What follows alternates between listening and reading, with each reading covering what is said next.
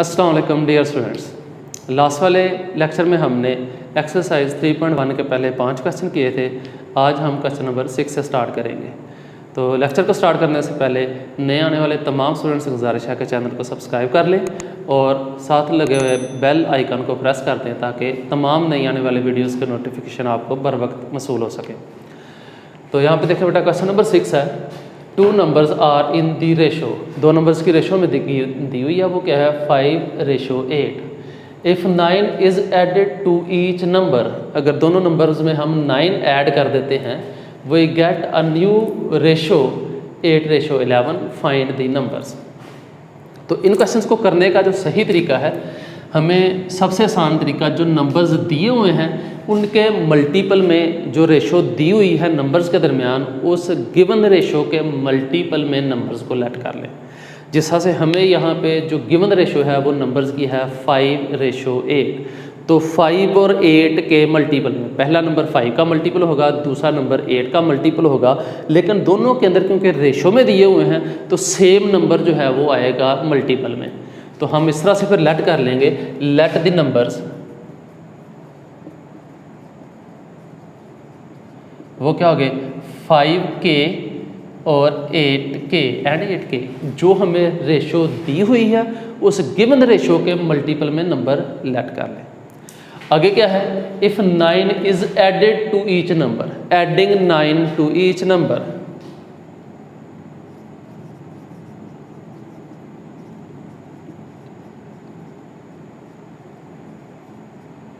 हर number में 9 add करेंगे तो नए नंबर क्या बन जाएंगे 5k + 9 और 8k + 9।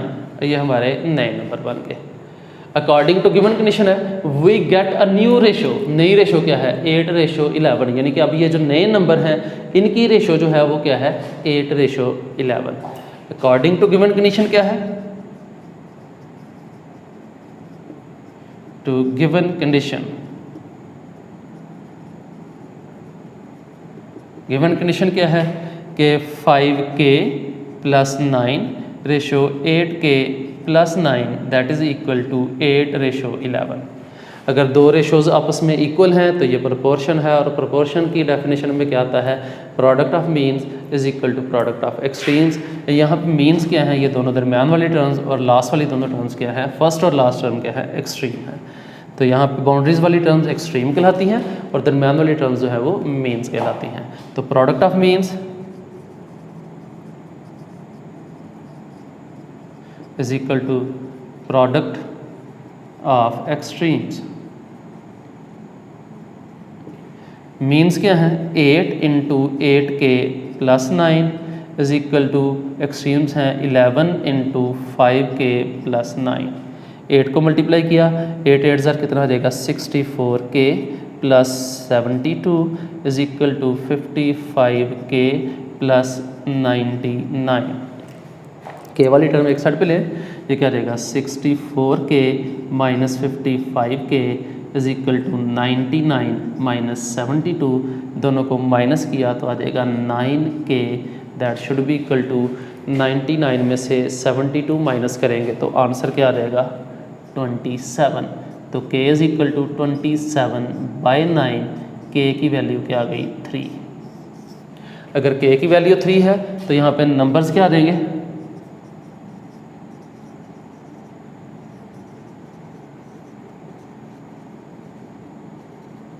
रिक्वायर्ड नंबर्स क्या है, हमने जो नंबर लेट किए थे वो क्या थे 5k एंड 8k। नंबर्स हैं 5k और 8k।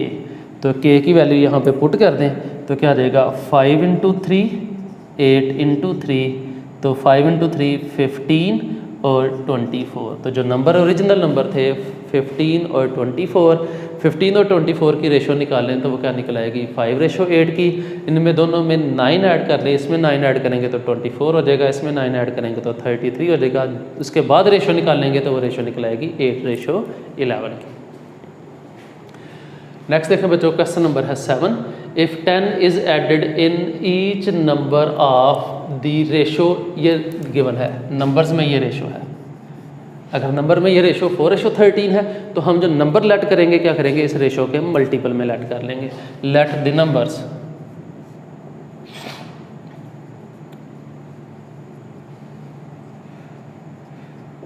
क्या रहेगा 4k और 13k। अब क्या करना है हमने, if 10 is added in each number, हर नंबर में 10 को अगर ऐड कर देते हैं, adding 10 in each number,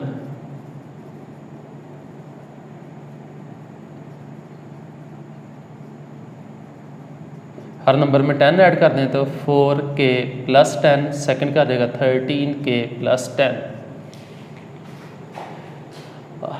we get a new ratio, new ratio क्या बन जाती है 1:2। अकॉर्डिंग टू गिवन कंडीशन के अब ये नए नंबर जो हैं इनकी रेशो क्या आनी चाहिए 1:2। According to given condition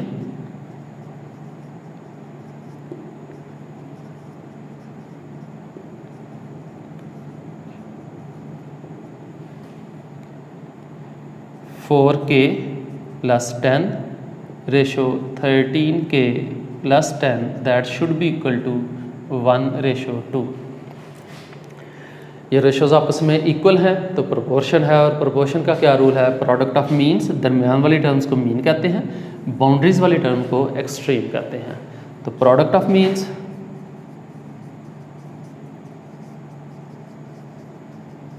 is equal to product of extremes. Means इसमें क्या है 1 और 1 इंटू 13k प्लस 10, एक्सट्रीम्स क्या हैं 2 into 4k plus 10।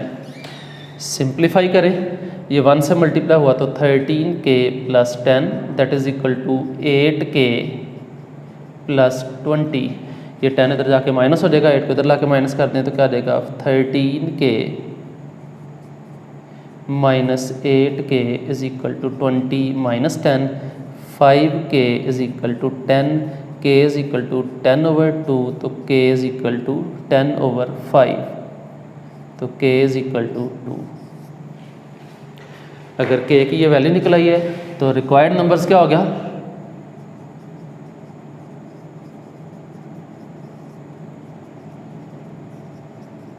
Required numbers क्या थे, क्या नंबर लेट किए थे 4k और 13k। क्या हमने k की जगह क्या पुट करना है 2, k की जगह 2 पुट कर दें तो 4 इंटू 2, यह आ जाएगा 13 इंटू 2, तो यहाँ से आ जाएगा 8 और 26।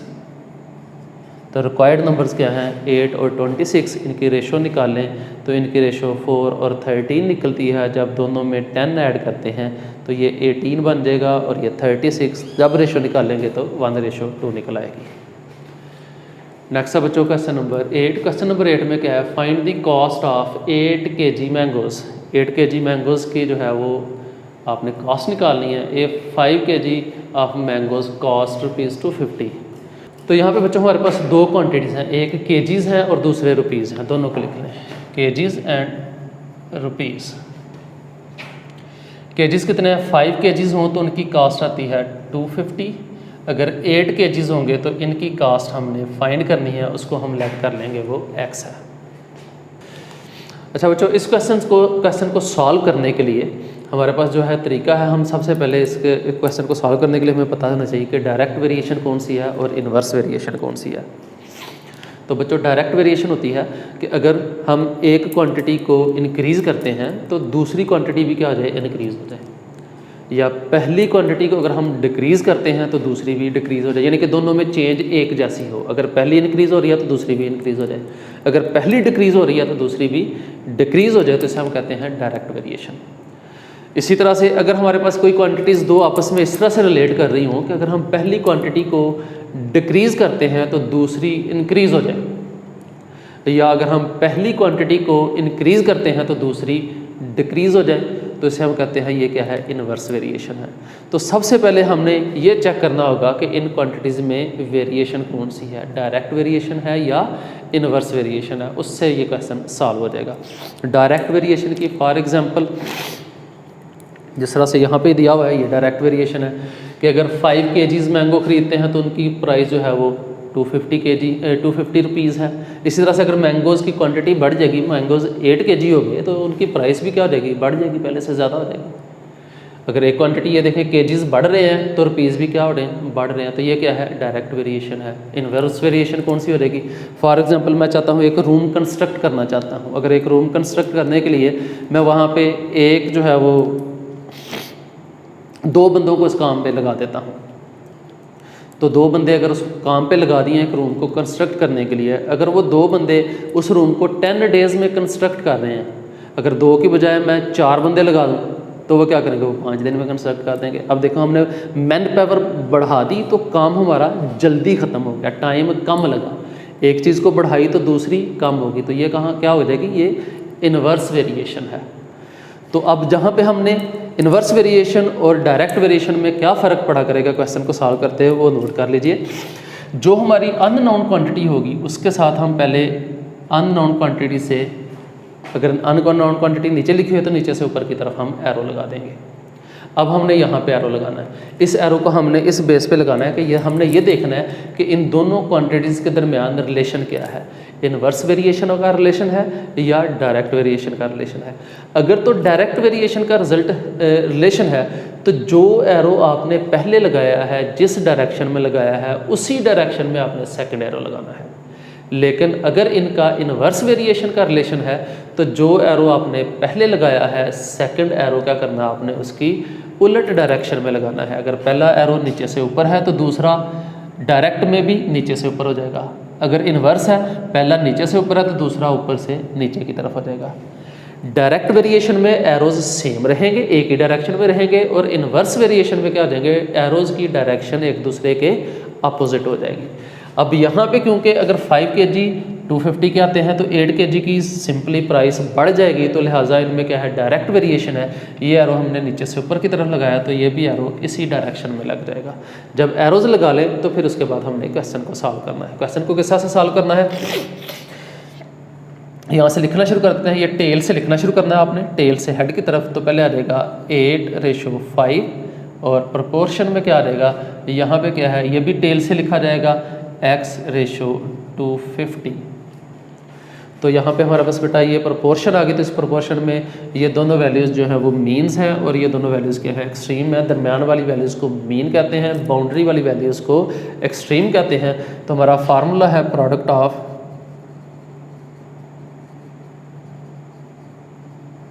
Is equal to product of extremes.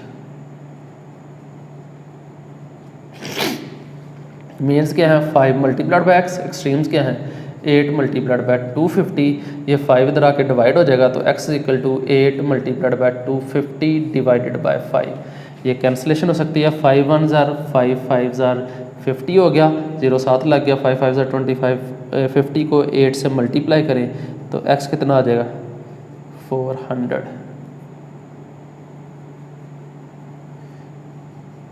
Rupees 400। तो 8 kg मैंगोज़ कितने के आएंगे, 400 के आएंगे।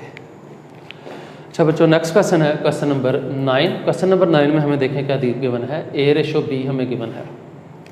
a/b से मुराद है कि हम a और b की वैल्यू, ना तो a की वैल्यू 7 है ना b की वैल्यू 6 है।